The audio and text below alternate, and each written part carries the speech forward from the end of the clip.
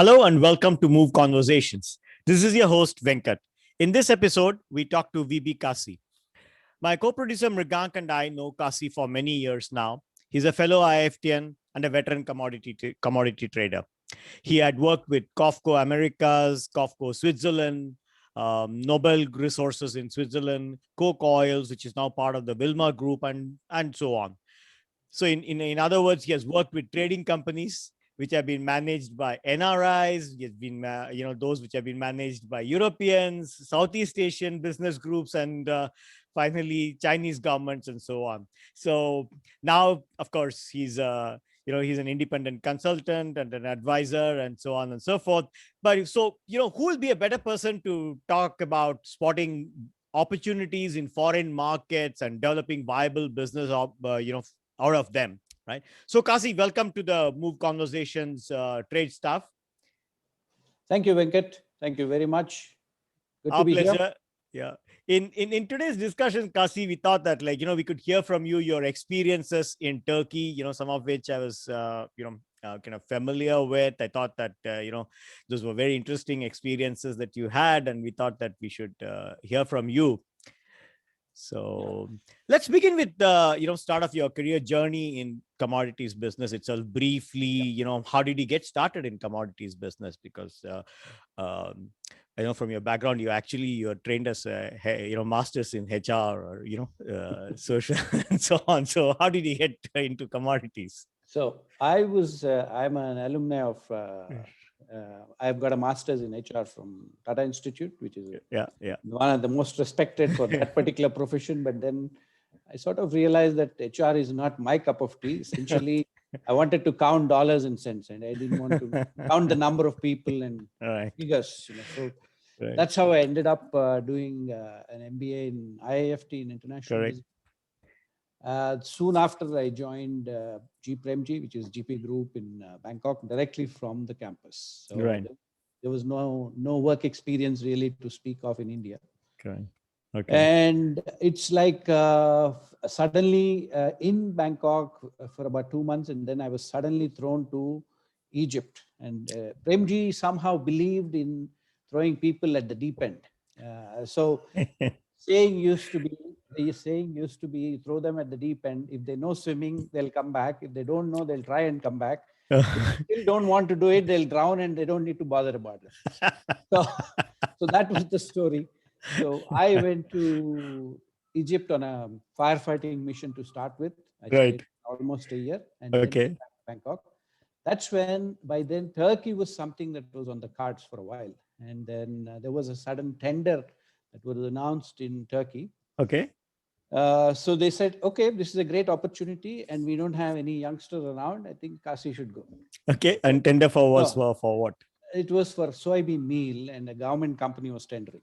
Okay. That's how I ended up in Turkey. I mean, expecting a tender to open, not that the tender was open, but it was expected to open soon. Okay. So you went in preparation. In preparation. So there's a lot of, so this follows the theme of what we are trying to talk about, opportunities in a way. Absolutely. I went in, I waited literally for the tender to open. I was just whiling my time, meeting generally people around. I had a few contacts to start with in Istanbul. Okay. And as I waited, the tender opened. Okay. And I happened to go to the Ankara to attend the tender. So roughly which years were these? This is 89, 90. Oh, okay. Okay. Soon after I joined, basically. So I ended up in Ankara. That's a separate story by itself, how I did whatever I did there. No, we can hear it's Turkey. So you must have watched some belly dancing and so on. So you can tell us, we'll hear a little bit about that.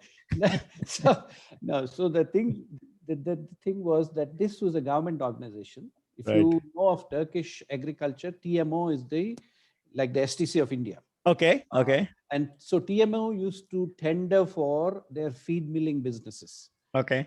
But suddenly they decided that they don't want to do this anymore. They passed it off to the feed mill division. So that you take care of yourself now. Okay. So they had the baby, but they didn't know how to go about taking care of the baby. So even within Turkey, just to get clarification, the business was under transition. Under from transition. one entity to another, but like kind of still within, from government to government linked, something like that. That's right. So they just handed them a contract, a draft contract that they used to buy normally. And they said, okay, these are the terms and conditions, go ahead and buy. So I landed up at their office, literally at the time they announced the tender, and next day was the tender. So I landed at the office. Mhm. And they showed me this contract and they said, what do you think of this term? What is damage dispatch? What is that? What is this? So Yeah, they're now, a producer, right? So they're not they're so a used. producer. They're not Right. commercial people. So very quickly in the space of 3 to 4 hours Right. before the tender opened, Okay. sort of befriended myself to them very, very quickly because I Okay. was the guy like a manna from heaven for them. And I had not much of a difficulty in basically taking care of the tender then. Okay. So I got the tender. Hmm. Now Oh, that like there wasn't much competition. no, there was massive competition. Now Okay. I am Premji from Bangkok, landing up in a place like Turkey where nobody knew about Premji. Nobody Right. knew about Asian companies. Firstly, Right. forget it. So I was in Ankara where nobody knew. In any case, Istanbul might be a little more international, but Right. Ankara even more. It's like going to Delhi instead of Bombay. Correct. Or Hanoi instead of Ho Chi Minh City, things like that. So I landed there, and that's how the competition was Topfer, Kargil, Bungi, or whatever, those 3-4 guys, Right. big guys, all 3-4 big Absolutely. guys. And the tender closed, we put in our price. Mm-hmm. And half an hour later, over a cup of tea, they told me that you got the tender. Ours was the cheapest price. Okay. Like, So, okay. So, and then they started getting calls saying, oh, Kargil guy called and said, what happened to the tender? They said, oh, we gave it to some Bangkok-based company. What is the name of this company? Some GP or something. He said, who are these people? Then he gets a call from Topfer, same story. Continental Grain, same story. And there was, the market was just shaken up that day. They didn't know what hit them because it's their absolutely backyard. Yes. Got completely blown away. And so these guys were absolutely like price oriented. They were, like they didn't bother about like, our old suppliers and things like that. They were like, okay. Because they were new, they had an open mind. Okay, that's good. They didn't have any relationships to start with. I was the first relationship. That's an interesting point, right? Absolutely. Yeah. So I came back to Istanbul, and now what? I said, okay, we got the tender. You asked me to attend the tender. I got you the tender. Now what do you want me to do? They said, it's a new company. You are in a new country. We don't know how things work there. Okay. Stay on till you get the contract. So it takes time. Government good point, sign right? off, and so the contract got made. It took about 4, 5, 6 days. I was making calls sitting in Istanbul again, and the contract is issued. Now I said, what do you want me to do? I faxed it to Bangkok. So right. Then they said, now we need to open the LC. Right. So let's wait. It's an interesting point, Kasi, right? That, especially where very often companies and managers forget this, that in times of transition of leadership in your, potential buyer or seller thing, things can completely change, right?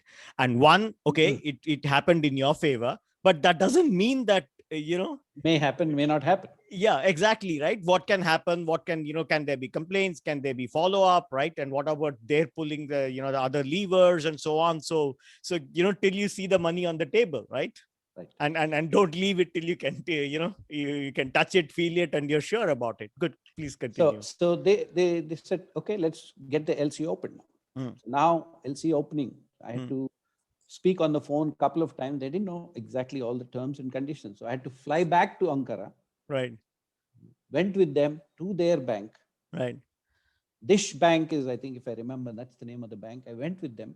It's an international import-export bank kind of a thing. So I went with them, sat down there with the manager. We discussed everything, sort of figured out the terms, clauses that they need to incorporate, and those that they should not incorporate, at least not to put us at a disadvantage.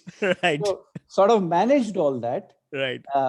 And finally, the LC got opened. By the time it got opened, I knew the manager, his secretary, his boss, a couple of people in the office that I could go and sit and have a coffee anytime. Right. So Ankara. This was like what, 6 months since you landed in Turkey? No. So 4 months. I went for a 1-week trip. I got extended by 35 days totally. Okay. So in 35 days, I wrapped it up. But it so happened that in those 35 days, it coincided with Ramadan. Right. Okay. So Ramadan, I had no clue that Ramadan would be this serious. So one evening, someone told me, "Where are you? What are you going to do?" I said, I'm here. I'm thinking of meeting some people tomorrow, day after. They said, tomorrow it's shut down. Ramadan, 12 days, we are shut down. Okay. So I said, what do I, he said, don't stay here, go somewhere. So finally I managed to hop onto a bus that was taking to Izmir. Okay. I landed up in Izmir, stayed in a hotel, roamed around the countryside. So essentially those days I got made myself as comfortable as possible with Turkey, their culture, their food, their habits, meeting people, whatever. So that's the time I used. And I came back while waiting for the letter of credit to be opened. I went to the Chamber of Commerce in Istanbul, picked up a booklet from there that had a list of all the big companies, all the big trading houses of Turkey, plus all the big manufacturing companies. So I started calling one by one, meeting them. I had a set of brochures with me, 30, 40 of them. That's used to be a standard practice. We go wherever we go to a new market, take the brochures. So every place, drop by, meet someone, hand over this, introduce yourself. So by the time I finished the trip, probably 20, 30 companies knew about Premji. Right. Firstly, because of the tender, and secondly, because of my introductions. So this was like just introducing yourself to the companies, and to what are the and get to know them. And it's not even that there were no specific, business opportunities to look for and so on. But this is like preparing the soil, preparing the ground, that you start looking around the country. Who are the people over there, and who are the big companies we should get to know, and make some introductions and let them know. And you had a good reason to say that, right? Like, hey, we are the ones the new kids on the block, we want to tender. And correct. So I used that trump card, of course. I said, okay, we got the government tender. That's one positive to start with. And obviously, these are international trade houses for Turkey. So it was not like they are looking at only one stuff. They're also into multiple things. Right. And I'm coming with a brochure that had multiple things. Correct. So it sort of fitted each other pretty well at that point in time. So these were a bunch of trading companies in Turkey itself. So what kind of products and or commodities, what about caught your attention when you are sort of talking? What kind of like a sense, right? As you and I have been traders, and so we have and especially those days when it was like all these countries were very data poor, right? We had a lot of antennae out to sense like what's going on in this country, what products are working and things like that. So what were your senses about the kind of commodities and the products that you could get from there or sell to there? And when you talk to these people or talk to the Chamber of Commerce and so on and so forth, what was your sense? So I picked up also some of the booklets from the Chamber of Commerce, apart from the one that had the names and things like that. What is Turkish economy all about? Right. Because that's important. What is import, what is export from Turkey? And then within that, I started figuring out, tried to see what matches our profile in Bangkok. Right. So that told me that cement, clinker, construction material, steel. And when you're looking at importing, you have to look at, of course, all the animal feed raw materials to start with, like soybean meal and other meals. Exporting even soybean, sun meal, things like that out of Turkey, because Turkey is a big producer of sunflower. It has also pulses. Right? Pulses, chickpeas and lentils and another big ticket. Right. Yeah. So those are the things that like got a sense of that. And so which were the ones which you started to explore possibilities in more specific So details? basically, soon after the trip, I came back to Bangkok. Okay. I came back to Bangkok after the 35-day trip, and but then a decision was taken within a month. Looking at the success and the kind of feedback I was giving, the company decided that we'll open an office in Turkey. Oh, okay. Right. Cool. So a couple of months down the road, and I went into more preparation and ready to meet the lawyer and set up a bank account, things like that. So that's how I ended up back in Istanbul. after a couple of months. And so it so happened that when I landed in Istanbul, it was not looking like a completely alien city to me because I have seen most of the streets by then. Right. Walked around probably a lot of the streets. So that's when I, maybe second or third day after landing back in Turkey, I had a fax machine. Okay. That was something that the company insisted. Right. I mean, yeah, I remember we used to have the same because those were the modes of communication. Absolutely, at the time. I mean, yeah. Exactly. Go ahead. So I landed, fixed, set up my little office and everything, and then I got a mail from a fax message essentially from our steel trader on the second or third day that I landed, saying that, hey, I want to know what is the price for steel for so and so quantity and so shipment. You had already told them that like steel is a possible item out of Turkey, Yeah, right? I mean, I gave a report, trip report essentially. Right. So this guy sends it to me. I think he was not sure whether I would actually give him something or not, but he just sent it to me. Right. He was doing kuch to kaam karate. Let's get this boy, do some running around. Anyway, he's going to sit and wait for things to happen. So let's keep him busy.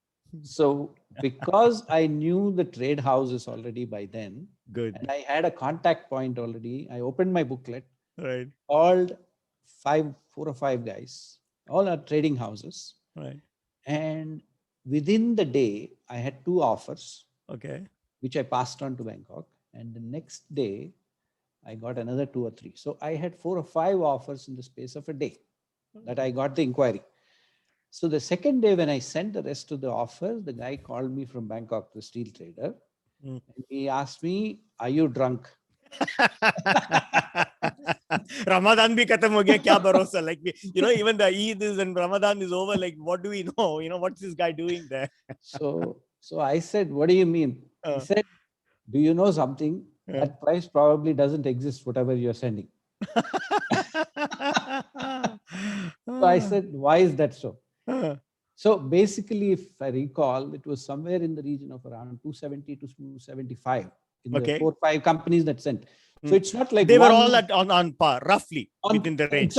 Exactly. So it's not like a 250 and 300 kind of prices. So I was more and more confident that it's something seriously, firmly there on the ground. Right. So this guy calls and then says, okay, what if I tell you that we want to really buy a cargo? Then do you think we can actually get this cargo? Because so how was it? How different was it? Because for your senior colleague to doubt it. So if these guys were at 270, like give us roughly, were they 300? Were they 350? What was it? So that's when he told me that the Brazilian price, which is the nearest, and that was what people were buying in Bangkok at that point in time, was $340 FOB. Okay, my guess. And a longer distance. And a longer distance. Voyage time is rate is higher. Right. So that's when it struck me that this is a winner basically. Yeah. Right? But the biggest problem was credibility. That Turkey was not known in Bangkok too. I am the sole guy who's talking about Turkey. This is good. This is positive. Istanbul looks good. It's beautiful. I can see the Bosphorus Straits from my apartment. It's a beautiful city to start with, right? So I was trying to convince, and they had a lot of doubts initially. And I kept telling them that, okay, then I said, what do you need here? Exactly. Tell me what you need and I'll get you the information. Exactly. What evidence do you need to trust, right? For this to be true? So they said, send us a draft contract. Okay, sent. And they said, is this really ASTM standard or not? Okay. And I go, now I had no clue by then. I'm not an engineer. I'm not a steel guy, but what is ASTM? So, and we didn't have Google to go and look for ASTM. Exactly. Our times, right? Those days. Yeah. So I just went to a bookshop and found some English books, pulled out something on metallurgy. To find, something on metallurgy, and actually read through what is ASTM standard all about in steel. Correct. So basically did all that, and so in about 3 or 4 days time, we actually signed the first contract with a company called Dilair in Turkey for the $270. We negotiated, They came down by another couple of dollars. Finally, it was sealed. FOB contract from Turkey. Now starts the game, because quick question: if you could get, so many trading companies offering it, you didn't want to venture out and check out the steel manufacturer himself, or why were you more comfortable with the trading companies? Okay, that is a subject by itself, simply because Turkey, if you remember, has always had massive inflation. Right? Now, the first time when I landed in Istanbul streets and walked around, when I looked at the bank counters, there is a board outside, a display board. So when I saw rates of 8%, 9%, and 7.5%, whatever, different durations, now I thought it's like any other country. Annual rates 8%, 7.5% is not a problem. But then second, third day, I realized this is all per month. Oh my, yeah. Now I know, having done Africa business, I'm quite familiar with what you're talking. But like it's mind-boggling when we hear that, right? First time out of India into these countries, right? Exactly. So the problem was that it's a high inflation economy. Right. So working capital is always a problem for the manufacturers. So the trading houses had the credit lines, and they were in turn providing the liquidity. Correct. Okay. So there was no point in going to a manufacturer, because he wouldn't know how to go about it. Right. So their production was in turn going to the trade houses, who in turn were selling, importing, and exporting. So that's how we ended up with this contract. And then Bangkok kept coming back every second, third day saying, now maybe they won't actually have this cargo. So I said, okay, but let's wait till they produce, right? They said, we'll have the production, and I said, I need to go and inspect. So after a month or so, I went with them to inspect the cargo in Iskenderun, which is the other corner of Turkey, to their steel mills. It is the government steel mill. We ended up there.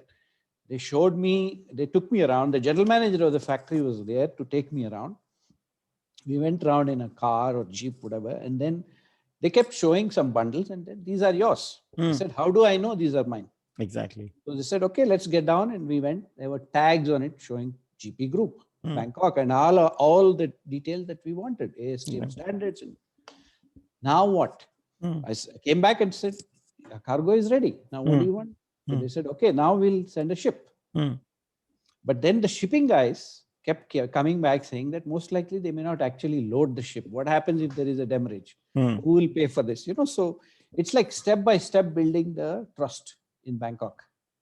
So finally, that's interesting, right? We all often talk about doing that with our business partners, right? Building the trust. What I'm hearing interesting from your description of your experience then is that you had to build trust with your headquarters. Absolutely. more than your suppliers, right? And headquarters questions were very legitimate, very genuine, because we have all had our fingers have all been burnt, right? We all had to, after every shake hands, we had to count our fingers in many countries, right? So this is a fascinating experience where the performance is good from the vendor, and and that itself adds more doubts, on the headquarters side. Interesting experience. Yeah. The reason was that Turkey was known as a pulses supplier mostly. They never went beyond that into industrial goods as far as Asia was concerned. India knew Turkey as a pulses supplier, and nobody else traded with Turkey at that time. So the impressions were only of all the defaults that happened in Turkey because of pulses. But the industrial side of Turkey is as European as you can get. Correct. Absolutely. And that's what I realized while I was there, that these guys are professionals. When you talk to people across the spectrum, across so many different companies, you can feel their professionalism. It's not that another learning point. Yeah. Right. So that's how we got the ship. Finally, we loaded the ship, and there were lots of course, hiccups in the way Bangkok was worried, and I was not that worried. I had to get worried looking at Bangkok. So finally, we did manage to ship the cargo out. And the very first ship that got shipped out, by then those guys were thinking of selling it off in the market before on high seas, essentially, and sell it off. The moment it is loaded, you know, you got it. Yeah. But then when it got shipped and when they saw that everything was all right and the prices were shooting up in Bangkok, they said, now we don't sell it. We'll take it into a warehouse, a yard, and then we'll sell X yard. Maybe it's worthwhile to point out, right? This was the era of construction boom in Thailand as well as rest of Southeast Asia, right? This is the pre-Asian economic crisis. I mean, nobody had even thought about it. It's all about the era of Asian tigers and construction booms and so on and so forth, right? True. A lot of towers in Bangkok were not existing at that point in time. Exactly. Still not there fully. Exactly. So that's how I think the first shipment itself hit $1 million in those days. Because of the price arbitrage and market opportunities in market Thailand, opportunities, right? And so that they could sell X yard instead of selling it outright on high seas. And so then we continued thereafter with almost 5, 6, 7 shipments, and I went around spreading the business to different companies so that it's not like one guy takes me for a ride. Not all the eggs in the basket, in the same basket and so on. Yeah, absolutely. So it was a great experience. We could end up probably with 80, 100,000 tons of steel coming out of Turkey before the world woke up in Bangkok and said, oh, Turkey seems to be a great origin. And the qualities and everything was good, right? Obviously, you were able to get so much more, and subsequently they were good producers, good quality, and so on. And so Actually, forth. what happened, the third shipment or the fourth shipment, I went to a totally different guy that I never spoke to. He's not a trader and he's a producer. This time it's a producer. And I was cultivating him already for a couple of days, couple of weeks. And I was talking to him. Turns out that he supplied almost the best steel that Bangkok has ever seen in their life. It was British standard, he said. They don't do ASTM, they said BS standard only. And that cargo came out to be the best cargo, and they had a fantastic run on that quality. So, awesome. So it sort of improved as we went along, and it was a great experience. So much so that I learned a hell of a lot about steel business ultimately. Because I started becoming like an expert on steel virtually. Metal bulletin I could read and understand. Well, yeah, absolutely, right. They look as there's a saying in South India, right? If somebody kills 1,000 people, stabs, or he is half a dog surgeon, right? Because he gets so you had enough stabs at steel exports that you knew enough about the steel trading. Kasi, let's change gear. This is a fascinating story about steel, but I remember G. Premji and company of that era. It was also not only construction boom and so on, but it was also the times of AIDS epidemic, and there were like huge global demands for latex gloves and other latex products and so on. And if my memory serves me right, your company had I think quite a large production facility in Thailand and so on. So did they ask you to explore latex products and so on in that market? Yeah. So that brings us to another fascinating adventure. Okay. Okay. So I had a colleague of mine who was also from IIFT. Right. So we joined at the same time, but then he went to the industrial division, production. Okay. Industry. So he happened to be, now we had a latex division, and that latex division started with liquid latex in drums and exporting like this, then went into making gloves because it was AIDS, massive AIDS issues in those days. Exactly. And as an extension, finally, they ended up with condoms. Okay. Yeah. So they made condoms, and eventually some runoffs as rubber bands and things like this. Yeah. Yeah. So out of the blue, this guy called me one day, and because he knew about the success story of steel. Steel, right? I mean, steel became a legendary story in Bangkok by then. Yeah. So he called and he said that how about looking at condoms? We are coming. The production line is about to start in a big way. Trials are finished, and how about looking at something in Turkey? I said, do you know what is Turkey and what is its population like and what are the demographics here? He said, so I said, you see, 99% Muslim, and there is not much of a concept of family planning and things like that here. So what do you want to do? You're barking up the wrong tree here. So he said, whatever, okay, you can keep it at the back of your mind and see if you can find something. So I just ignored actually that part, thinking that nothing is really going to happen. It just disappeared from my mind for quite some time. But one of those days, because I was also by then doing some cement and clinker, and I went to meet another supplier of mine, is the biggest group actually, like a Tata in Turkey. Yeah. So I went for a meeting with those guys after we had a shipment. So it was on the third floor of a building, and I went, and for some reason, this is not Coach, right? It's the other company. Was it Coach? Coach. Yeah.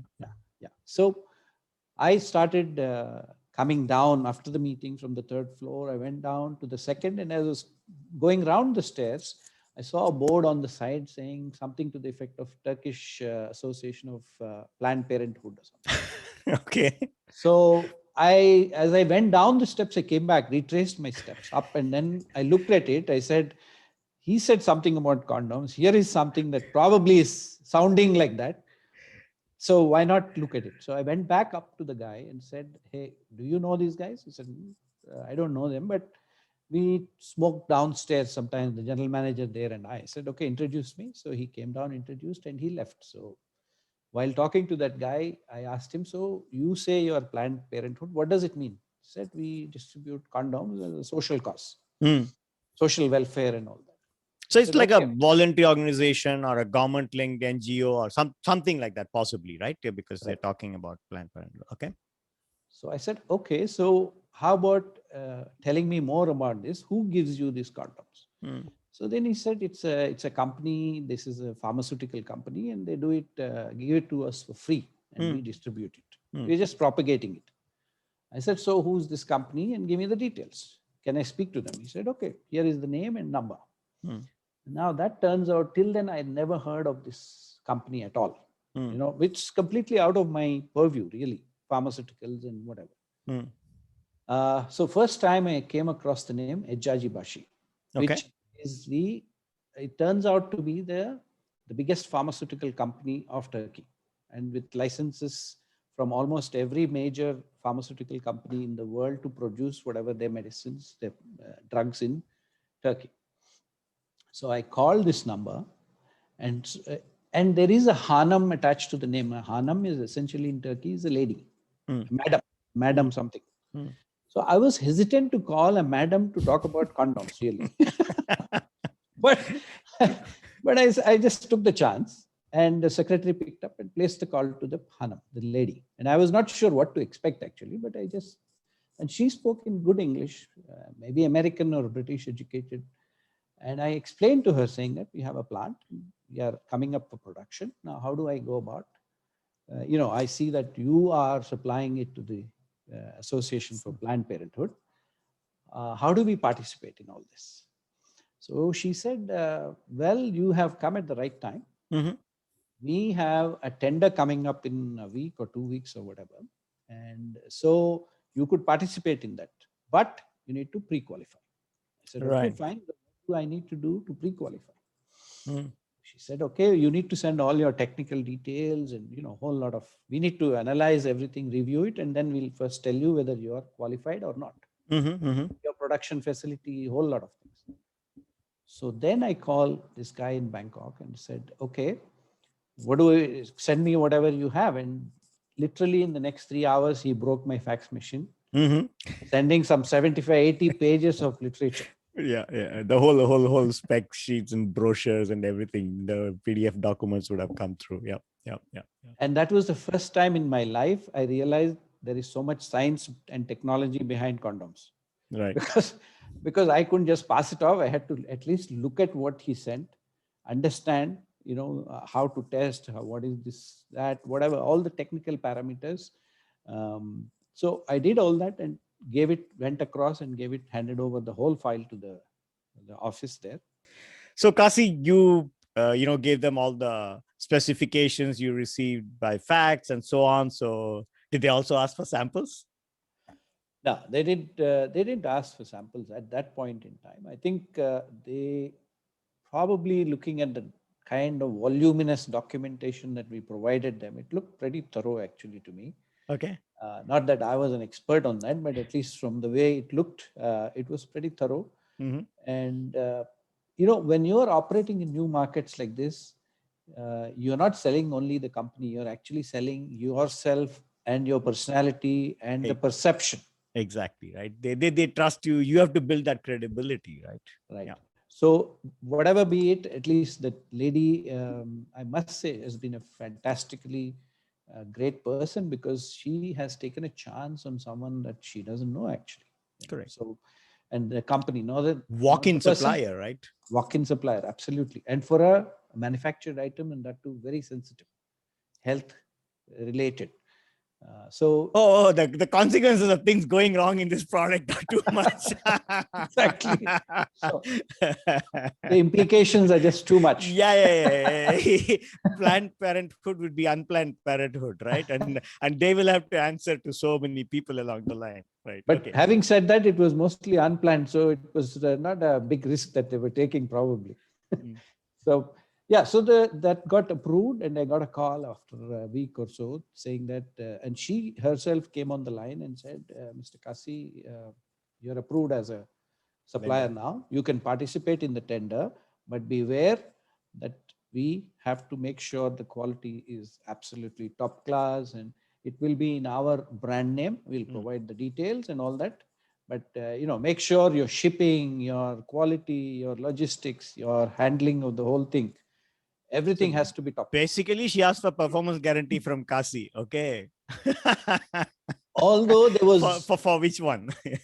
Although there was no financial performance guarantee. That's a big thing, really. Yeah. So to me, in a way, that was a major high, actually, even at that point, because I'm in a completely foreign country. Who knows me, really, as just a guy who was 27 something at that time, and they had no clue who this guy is. So anyway, so that happened, and then finally the tender. Yeah, high is understandable. I mean, given the products you are trading in now. So then that's when I called the guys in Bangkok, and they said, and they don't know who is Adjunct Faculty, obviously, right? I had to pump them up saying that, make sure this is really, really the top class stuff that we do, because this company is like virtually is the best bet that you could get anywhere in the world. Now you have to reverse the pressure on Bangkok for justifiable reasons, right? Exactly. So anyway, they got the message. The tender date came, and they sent me an offer, and I had no clue, obviously, what that offer really means, because I had no clue to check on the prices whether we are competitive or not. Yeah. I just passed it along, and it was like a 3-4 day validity. So after 3 or 4 days, I get a call from the lady again, and then she says, Mr. Kasi, you got the tender. Congratulations. It was absolute high, of course, but then I did not know actually what we did. I mean, the numbers came, I passed it on, and I got the result. So I called Bangkok at that point and called this guy and said that, okay, now we got the tender. And he was completely speechless for a while. There was no news from his side. I was wondering whether the guy got shocked and he actually got it and he's not ready, or he's in pleasure, really. So anyway, when he spoke, he said, it's absolutely fantastic and all that. And he said, Kasi, but do you know what you did? I said, I don't know. What happened now? He said, you sold 40% of our annual production. One shot, gone. What a start, right? What a start. So anyway, so I said, okay, now that the basic stuff is all done and the business is in place, please get someone, his boss, who's the vice president or whatever. I said, please ask him to come along and I'll introduce. And now I get back to my normal trading work, other stuff that I'm doing. So he turned up, we got the introductions done, and I left him to take care of the rest of the stuff. And so I just forgot about this condom business completely. But after 3 or 4 months, I get a call again from this lady. Secretary calls, and then so and so wants to call you. So I call. Comes on the line, and then suddenly I ask. So I was in the meantime frightened, worried as to, has something gone wrong? Maybe yeah. Why are they remembering me, right? They should be calling the I've already introduced the vice president, senior vice president. They should be the ones. Yeah. Okay. Yeah. So, when things go wrong, that's when they remember us, right? and I was wondering, shouldn't I have done some homework in the meantime, call them to say what is happening, shipment and this and that. I had no clue what she was going to ask. And then anyway, she came on the line. She didn't sound menacing. She didn't sound threatening. She was very pleasant, and she said, okay, Mr. Kasi, how are you placed next week on so-and-so date? I said, well, I'm here. So what's it? She said, you should come to our office. I said, yeah, but what is the agenda like? And I'm still worried now. Come to the office. We got a few handcuffs for you. Am I going to get arrested? Or? Yeah, exactly. Right. So then she said, no, we are having an ad campaign. Okay. Condoms for the first time in Turkey. And Kasi the model. So we want you to come along and attend that presentation. So I said, but I'm not really an ad guy or something to be able to tell you what. So she said, no, it's okay. Come along. You are a part of this whole campaign anyway. Wonderful. So we want you to be around. You are the supplier, and we want you to be around. Wonderful. So I did go back the next week, and it was like a nice, their little theater that they have in the office, a nice high tea. And I can't remember the name of this company, but it was one of the top companies, Ogilvy Matheson, that type of O&M, whatever, that type of a company, that very high profile. So they showed an ad which ran for 20 seconds or whatever, and maybe 7-10 times actually. And everybody had a little notebook to make some notes and give them some comments at the end of this whole thing. So everybody finished. And then I said, anyway, I'm here as a visitor. I don't care. I don't need to probably say anything. And then she says, no, Mr. Kasi, what do you think? So I gave some feedback. By then I had some thoughts already. So I said, it looks a bit too much in the face or whatever, those sort of things, because I happen to have friends, Turkish friends already. So I said, probably the men may not take it so nicely, got to tone it down, whatever. So anyway, that done, job done, I came back and I forgot about the condoms again. But 3 months down the road, when I was watching the TV, prime time, 8 o'clock, the same ad appears on the TV. And they branded it as OK at that time. That turned up. And with some modifications too. So they did tone it down. Plus, there were probably other ideas and suggestions too. So they did all that. And this was an absolute high for me, really, because I said, I'm not a marketing guy, really. So come on, with your IFT MBA, come on, don't say that. I mean, our name to fame is we are international marketeers. So let's face it. No, absolutely. So I do agree that when you're in international business, you're not anymore a finance guy or a marketing guy or a trading guy or whatever. You're all rolled into one, and you're wearing different caps at that point. And marketing is significant. International marketing and international business, how far off they are actually, right? Especially when you are the company's representative in a foreign market. So absolutely. Yeah. So that to me was a very, very pleasant and very, one of the highlights of my career in a way, because it's so far away from what I was doing most of the time.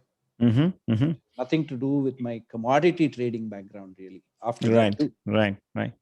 Did they call you back for another meeting or another visit or something like that?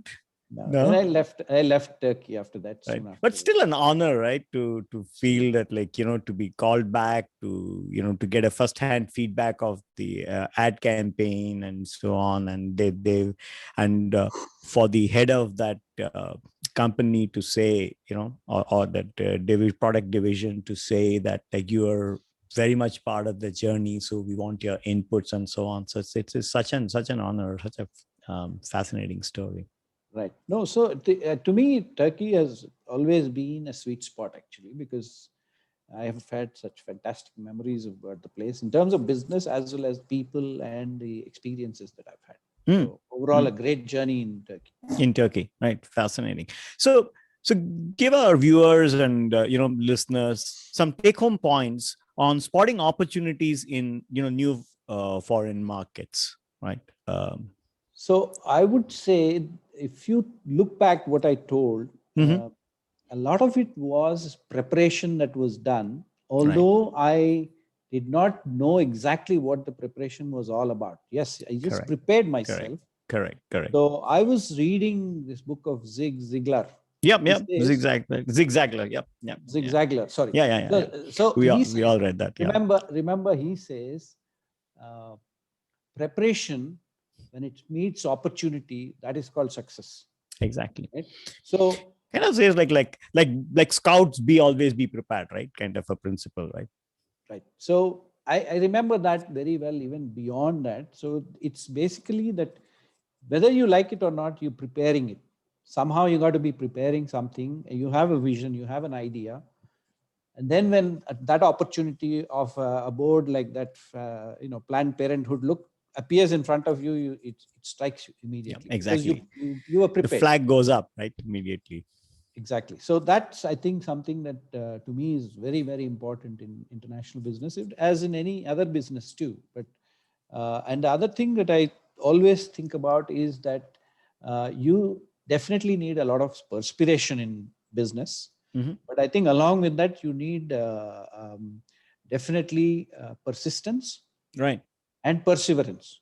That Right. means there will be odds stacked up against you. Your idea is this, but yeah, there'll be a lot of opposition coming at you, a lot of objections coming at you. Mhm. But I mean, you yourself could be objecting. Like I could have said, condoms is not my business, or steel is not my business, Exactly. probably. Exactly. Right? So what when you say that, it occurs to me that maybe if I can add to the points, the very good ones that you said, that an international business person or international marketer should have in a new market, would also be curiosity, right? When you said that preparation will for when it meets an opportunity, right? For that opportunity, for you to spot that opportunity, you need to have that curiosity and open-mindedness, right? Like which you just now said, that like you Right. shouldn't be the filter which says, hey, this is not mine, this is not mine. And then if you have that running list of this is not mine, you get into a tunnel vision and you only see maybe just soybean meal or whatever it is, right? Like just one product, right? Or at the most you go broaden it to pulses and things like that. So uh, do you True. think that's a additional thing which is essential for these people, and especially Ab- those who are sort of moving out of their narrow commodity specialization and they have to represent the company for a general trading kind of a thing, right? No, I think curiosity is almost a given. You have to have that to succeed in life, really, because otherwise you're not. To me, you got to be a lifelong learner, and for that you need to be first curious. Then you ask questions. So I love this phrase also, saying that you learn first, but you got to unlearn and then relearn. I think Correct. this is lifetime experience, really, that you might have learned. I mean, what is the relevance of an MBA that you did 25, 30 years ago today? Nothing. Right. You because you built over it over so many years, different experiences have modeled you along, Right. modeled you in a way. Right. So I think curiosity to me is definitely right up there. Right. So curiosity helps you to sort of like preparations, curiosity helps you spot an opportunity, but still as we say in strategy, without execution, nothing no plan is of any use. So how do what are the important things that you would suggest for people to remember to convert an opportunity into a viable business and and develop it? I think once you spot the opportunity and you think there is a reasonable chance that you can do something about it, Mm-hmm. you have to create a plan of action, really. You Mm, got to write it down. Maybe it's very rough to start with, fair enough. but keep working on it at every opportunity, because To me, my boss, much later in Noble, used to tell me that, you need to have 3 to 4 ideas in your mind all the time. Okay. And they're at different stages. Mm-hmm. You water them every day. Oh, okay. That's every day. So, you might move something just by 1 degree, something by 10 degrees. Right. But then they'll also come at different points in time for your career. So, but that will help you to grow, because you got to keep growing ideas always. Mm-hmm. That's your job. And And ideas are nurture also, them, like he says, right? and keep nurturing them. And at a point of time, you'll say, this plan is now ready for execution. I don't need to wait any longer, and then put it out. Write up a proper note or memo or report, and then look for then how to go about really selling that idea and then executing it. Right. Fascinating discussion, Kasi. We can go on this, but like great learning takeaways, fascinating stories from steel to condom, right? And and then how to spot opportunities, how to convert them into businesses, and so on. Wonderful talking to you, and I think we will definitely call you back. We will definitely have get to know about other experiences that you had on in maybe other geographies, other businesses, ups and downs. We could discuss them at different times. Thank you so much. Thank you very much, Venkat. Yep, enjoyed. Yep. Thank you. Thank you for joining us in yet another episode of Move Conversations. Hope you enjoyed this episode.